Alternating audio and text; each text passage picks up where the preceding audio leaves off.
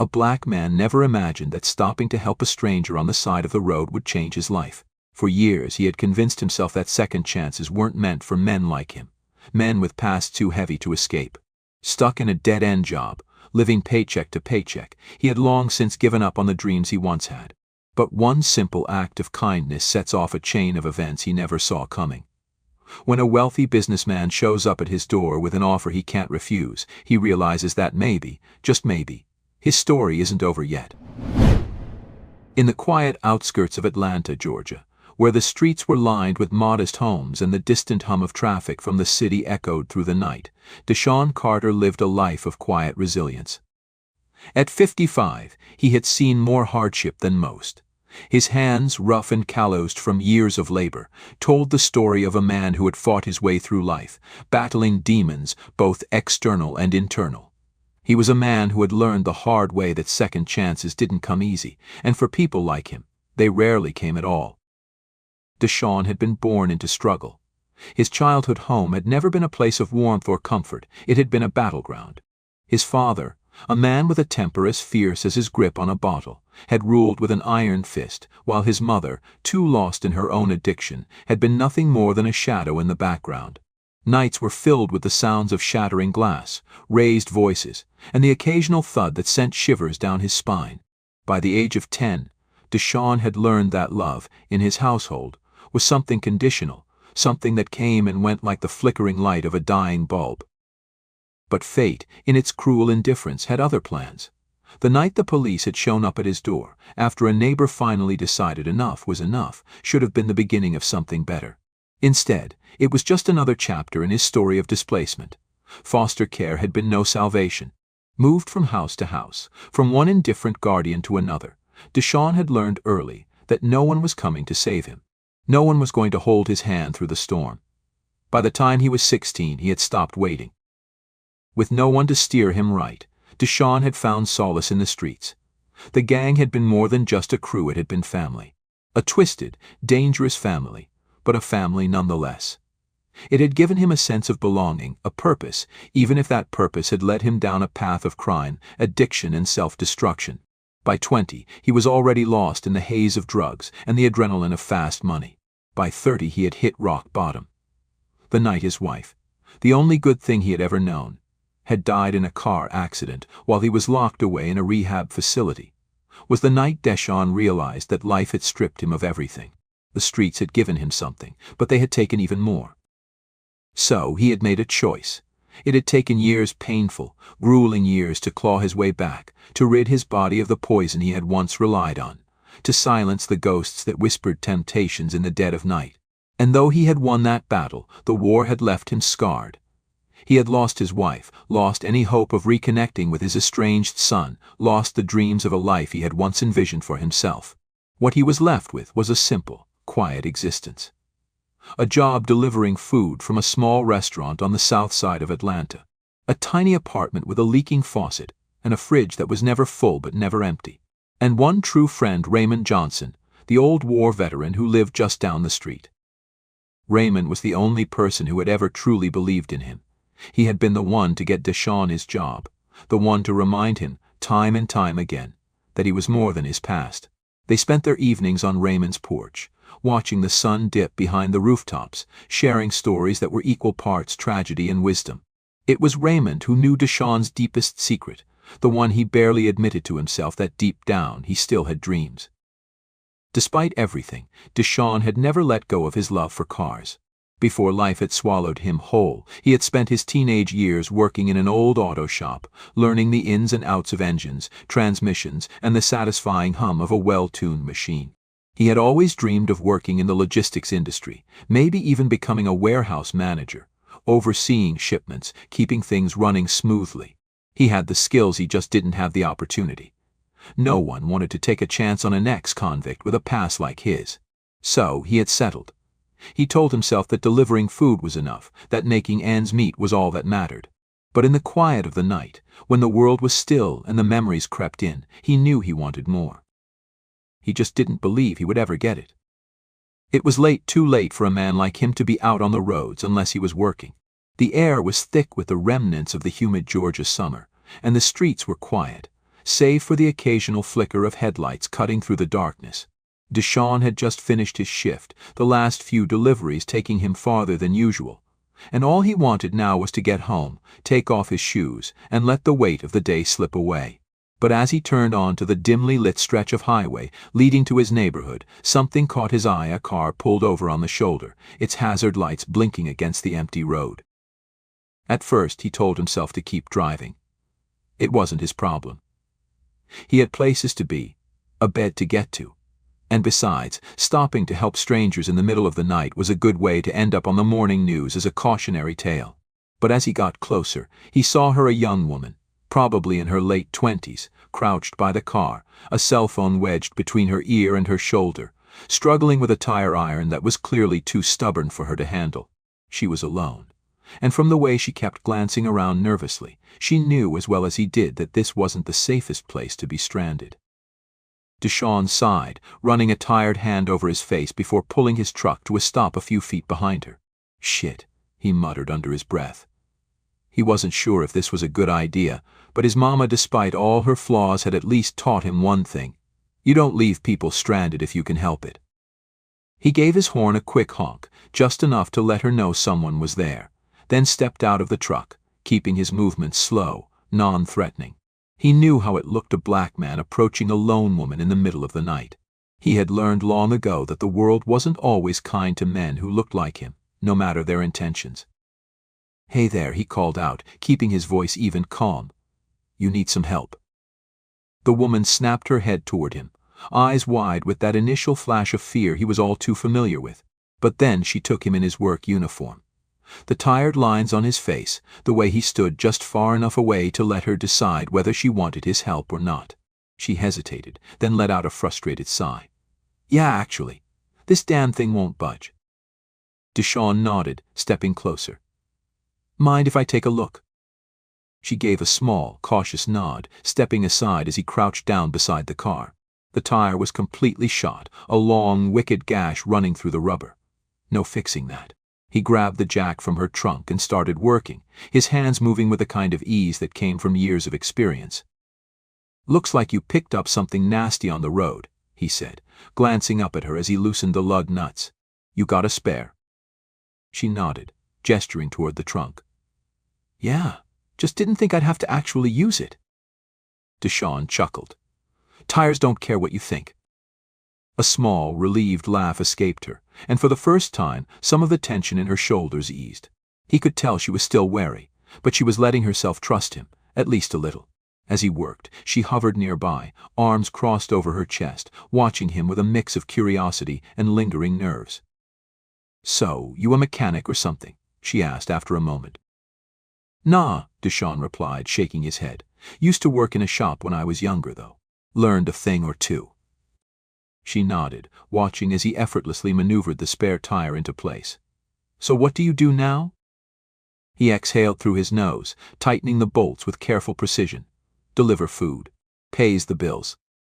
Something in his voice must have given him away, because she tilted her head slightly, studying him. "Not exactly your dream job, huh?" Deshawn smirked, but there wasn't much humor in it. "Not exactly." She waited, as if giving him space to decide whether he wanted to say more. And maybe it was the late hour, or maybe it was the fact that she was a stranger, someone who didn't know him, didn't know his past, didn't look at him with the weight of old mistakes in her eyes, but he told her.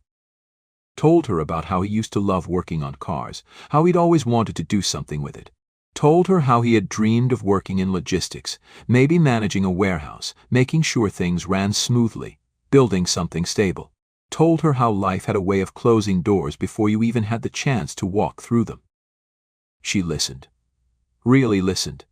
Not the kind of listening people did when they were just waiting for their turn to speak, but the kind that made you feel like your words actually mattered. "That's tough," she said after a moment. "Yeah," Deshawn muttered, double-checking the bolts. "But it is what it is." She was quiet for a moment. Then what if it isn't? He looked up at her, brow furrowing slightly. "What do you mean?" She hesitated, as if she wasn't sure she should say what was on her mind. But then she shrugged, giving him a small, almost teasing smile. "Maybe life's not done with you yet." Deshawn huffed out a laugh, shaking his head as he stood. That's so. Yeah, she said, nodding toward the now fixed tire. I mean, look at you. Out here saving stranded drivers at midnight. If life was really done with you, I'd probably still be stuck on the side of this road. He let out a low chuckle, dusting his hands off on his pants. Well, lucky you then. She smiled, then reached into her bag, pulling out a wallet. Seriously, let me give you something for your trouble. Deshawn immediately shook his head, holding up a hand. Nah, don't do it for that. She hesitated, then tucked the wallet away, something thoughtful flickering across her face. All right, but at least let me say thank you properly. He nodded. That I'll take. She held out her hand. Vanessa. He took it, shaking it firmly. Deshawn. Well, Deshawn, she said, stepping back toward her car, I really do appreciate it. No problem, he said, watching as she climbed into the driver's seat. She rolled down the window, giving him one last look. And hey, don't count yourself out just yet. With that, she drove off into the night, leaving Deshawn standing there, the words lingering in the air long after her taillights disappeared. He sighed, rubbing a hand over his face before heading back to his truck. He didn't know why, but something about that conversation stuck with him. Maybe it was the way she had listened, or the way she had spoken with such quiet certainty, like she knew something he didn't. He shook his head, climbing into the driver's seat and turning the key in the ignition. It was just a conversation. Just another late-night encounter on another long day.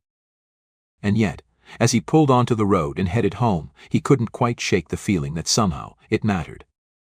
The next morning, Deshawn woke up to the same routine he had settled into for years. He stretched out the stiffness in his back, rolled his shoulders, and let out a long breath as he sat on the edge of his bed. Sunlight leaked through the blinds in thin, golden streaks, casting shadows across the small, cluttered room. It was his day off, which meant he had nowhere to be, no orders to deliver. No customers impatiently waiting for their food. Just another quiet day, like all the others. He moved through the motions, boiling a pot of coffee that was a little too strong, stepping out onto his small porch to breathe in the warm Georgia air, watching as the world around him slowly came to life. The usual sounds filled the morning, cars rolling down the street, kids playing a few houses down, someone mowing their lawn, even though it was already too damn hot for all that. It was familiar, predictable. But something about today felt different. It wasn't until he was sitting on his couch, flipping through channels without really watching anything, that he heard the knock at the door. Not the heavy, rhythmic pounding of Raymond, who never bothered with subtlety, but something softer, more deliberate. Deshawn frowned. He wasn't expecting anyone. Raymond was probably still at the VFW hall, and the only people who ever knocked on his door unannounced were either selling something or trying to save his soul. The knock came again. Pushing himself up, he made his way to the door, unlocking it with one hand while adjusting his shirt with the other. When he pulled it open, the sight waiting for him on the other side made him pause. A man stood on his porch, dressed in a sharp navy blue suit, the fabric pressed so cleanly it almost looked like it had never seen a wrinkle. He was tall, broad-shouldered, and carried himself with the kind of quiet authority that told Deshawn he wasn't a man used to hearing the word no. But it wasn't just the suit or the polished leather shoes that set him apart, it was the car parked just beyond the driveway. A Cadillac Escalade, black, spotless, the kind of car that people with money drove. Deshawn narrowed his eyes slightly, instinct kicking in. He had seen men like this before, back in the day, the kind that only showed up when they wanted something. The man studied him for a moment before offering a polite, businesslike nod. Deshawn Carter. Deshawn's fingers twitched slightly on the doorknob. Who's asking? The man gave a small, knowing smile, as if he had expected that response. Marcus Williams. He extended a hand. Vanessa's brother. That name hit Deshawn like a sudden gust of wind, knocking loose something in his chest. He blinked, caught off guard, before glancing past Marcus toward the Escalade. For a split second, he half expected Vanessa to step out of it, but the passenger seat was empty. Deshawn shifted his weight, glancing back at Marcus. Vanessa sent you. Marcus nodded.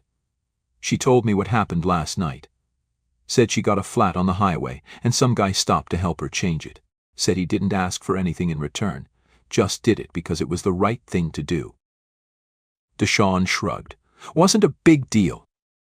Marcus tilted his head slightly, his expression unreadable. To you, maybe, but to her, it was. Deshawn didn't know what to say to that, so he just stood there, waiting for whatever was coming next. Marcus reached into his jacket pocket and pulled out a small white envelope, holding it out. She wanted me to give you this. Deshawn didn't take it. His eyes flicked between the envelope and Marcus, his jaw tightening slightly. Look, man, I don't need. It's not about need, Marcus interrupted smoothly. It's about gratitude. Deshawn let out a slow breath, staring at the envelope. He already knew what was inside, could feel the weight of it just by looking at the way it pressed against Marcus's fingers. Money. And probably not just a few bills. This was the kind of envelope that changed people's weeks, maybe even their months. And yet, his first instinct was to push it right back. I appreciate it, he said carefully, his voice steady, measured, but I didn't help her for this. Marcus studied him for a long moment, as if trying to gauge whether he was serious. Then, instead of pulling the envelope back, he simply nodded. I figured you'd say that. Deshawn frowned slightly. Then why? Because she would have kicked my ass if I didn't at least try, Marcus said, a hint of amusement flickering in his dark eyes. Deshawn exhaled through his nose, shaking his head. She that stubborn? You have no idea. For the first time since opening the door, Deshawn felt the tension in his shoulders ease just slightly. Marcus wasn't just some rich guy handing out charity. There was something in the way he spoke, the way he carried himself, that felt real, like he wasn't here out of obligation, but because he actually wanted to be. Still, Deshawn wasn't about to take money for something he had done just because it was the right thing to do. Marcus seemed to pick up on that, because instead of pushing the envelope again, he did something else. He reached into his pocket and pulled out a business card. If you don't want the money, that's fine, Marcus said, holding the card between two fingers. But I've got a better offer. Deshawn arched a brow, skeptical but intrigued. Yeah? Marcus nodded. Vanessa told me you used to work on cars. Said you wanted to get into logistics, maybe even warehouse management. Deshawn's stomach tightened. He hadn't thought much about that conversation since last night, hadn't expected anything to come from it. But here this man was, standing on his porch, saying words Deshawn had long since stopped believing he'd ever hear. I run a logistics company, Marcus continued. We've got an opening. It comes with 3 months of paid training. After that, full-time position, benefits, a real shot at something solid. Deshawn stared at him, not quite believing what he was hearing. Marcus smirked slightly. You've got the experience. You just never had the opportunity. Consider this one. Deshawn looked down at the business card, hesitating for just a moment before reaching out and taking it. The thick cardstock pressed against his fingertips, the name Williams Freight Logistics printed in bold letters across the top. A real job, not just a gig, not just something to get by. A real chance. For a long moment, he said nothing. His mind caught between the past that had shaped him and the future that, for the first time in a long time, felt like it might actually be possible. Finally, he let out a quiet breath and looked up at Marcus. Tell me more. Marcus leaned against the doorframe, arms crossed, watching Deshawn with that same unreadable expression, measuring, calculating. Not in a way that felt manipulative, but in a way that suggested he had done this before. Offered people things. Tested whether or not they would take them. And Deshawn could tell, just from the way Marcus carried himself, that he wasn't a man who wasted time on things that didn't matter. So, when Deshawn said, "Tell me more," Marcus nodded once, like he had been waiting for those exact words. Our main warehouse is just outside the city, he started, his voice smooth, businesslike, but not cold. We handle regional freight distribution, moving inventory between suppliers, managing shipments, keeping things running on schedule. It's not glamorous, but it's solid work. The kind that keeps the economy moving, even if most people don't think about it. Deshawn rubbed his chin, considering. And you're saying you got an opening? Marcus's mouth quirked at the corner. Not just an opening. A chance. There's a management position coming up, warehouse floor operations. It's hands-on, overseeing shipments, making sure inventory is processed correctly, handling logistics for outgoing freight. You'd be working with a team, but you'd be in charge of the day-to-day. Training lasts 3 months. After that, if you're good, you're in. Deshawn let out a slow breath, his fingers curling around the business card. He felt the weight of it in his palm, heavier than it should been, not because of what it physically was, but because of what it represented. "You don't even know me," he said after a moment. "What makes you think I can do the job?" Marcus studied him. Vanessa doesn't stop talking about people unless they make an impression. Deshawn huffed. "She barely knows me." "Maybe. But she listened. Said you knew your way around cars, understood systems, knew how things worked. And from what she told me, you're the kind of guy who doesn't walk away from a problem just because it's not his to fix." Marcus tilted his head slightly. "That's rare." Deshawn looked away for a second, exhaling through his nose. He wasn't sure if he liked hearing himself described that way.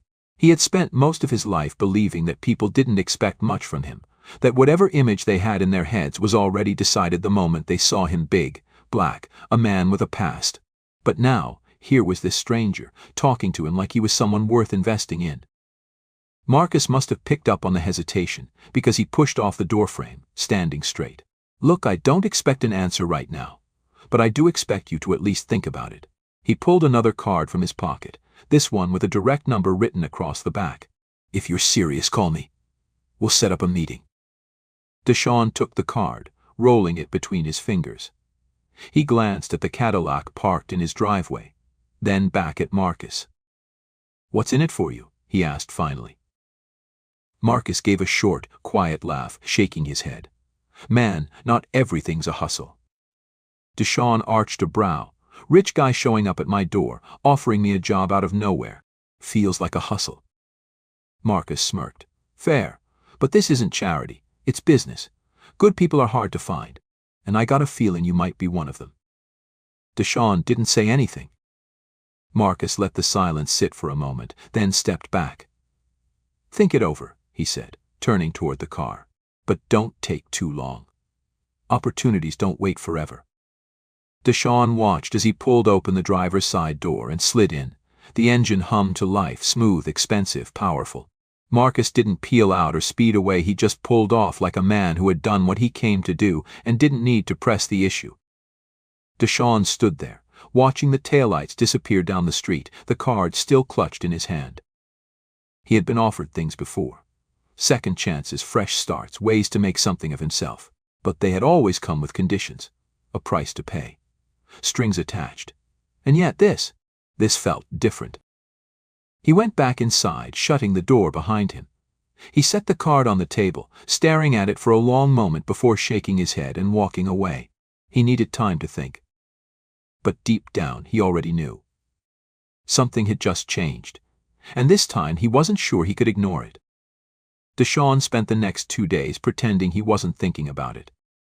He told himself he was too old to be chasing new opportunities. That guys like him didn't just stumble into good things without some kind of catch. He had lived long enough to know that the world didn't hand out favors, especially not to men with his past. So, he stuck to his routine, woke up early, drank his bitter coffee, and went about his day as if Marcus Williams and his business card had never shown up on his doorstep. But the truth was, he couldn't shake it. It sat there, lodged in the back of his mind, gnawing at him in quiet moments while he was out on deliveries, while he was sitting on Raymond's porch listening to the old man ramble about the past, while he was lying awake in bed staring at the ceiling, feeling like something inside him was shifting, tilting. And no matter how much he tried to push it down, there was a voice low, steady, impossible to ignore. What if this is it? What if this is the chance you've been waiting for? By the 3rd day, Deshawn stopped fighting it. That morning, he woke up before the sun, sat at the kitchen table with a cup of coffee that had long gone cold, and stared at the business card sitting in front of him. The edges were slightly curled from where he'd been flipping it between his fingers for the past hour. He had read the name a dozen times, Marcus Williams, Williams Freight Logistics, but it still felt unreal, like something that belonged to someone else's life. He let out a slow breath, reached for his phone, and dialed the number. Marcus picked up after the first ring. "Thought I wasn't going to hear from you," he said, and Deshawn could hear the smile in his voice. "Yeah, well," Deshawn exhaled through his nose, rubbing the back of his neck. "Guess I'm calling." Marcus didn't gloat, didn't hit him with an "I told you so." He just said, "Good. Let's set up a time for you to come in." 2 days later, Deshawn found himself standing outside a massive warehouse on the outskirts of Atlanta, feeling like he didn't belong. The place was bigger than anything he had ever worked in before, a massive industrial space with rows of loading docks and the constant buzz of forklifts moving between towering stacks of inventory. Workers in reflective vests moved with purpose, scanning shipments, checking manifests, directing trucks to the right bays. It was organized chaos, but it worked, every piece moving in sync, every person playing a role. Marcus met him out front, dressed in a sharp button-down and slacks, looking like he had already been there for hours.